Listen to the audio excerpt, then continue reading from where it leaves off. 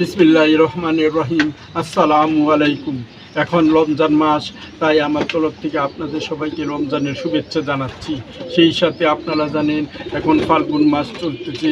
এই ফাল্গুন মাসে আম গাছে গাছে মুকুল আসে, তাই এই সময়টা এই মুকুল থেকে আম পেতে হলে এই সময়টাকে আপনাকে আম গাছে স্প্রে করতে হবে। সাধারণত আম গাছে 3 বার স্প্রে করতে হয়।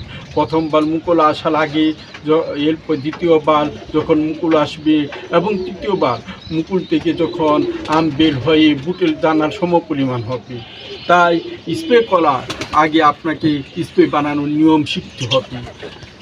এই 3 লিটার পানিতে আপনি যে কোনো ঔষধের দোকান থেকে কীটনাশক ঔষধ কিনে 40 মিলিলিটার পরিমাণ ঔষধ এর সাথে মিক্স করবেন।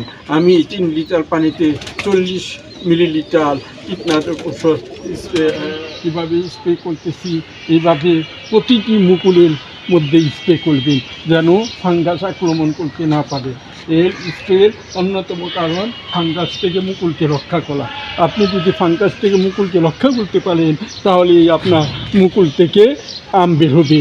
এবং তবে একটি বিষয় খেয়াল রাখতে হবে, যখন আমের মুকুল ফুটে যায় তখন স্প্রে করা যাবে না, কারণ তখন স্প্রে করলে আপনার আমের মুকুলে পরাগায়ন ঘটবে না এবং আমও আসবে না।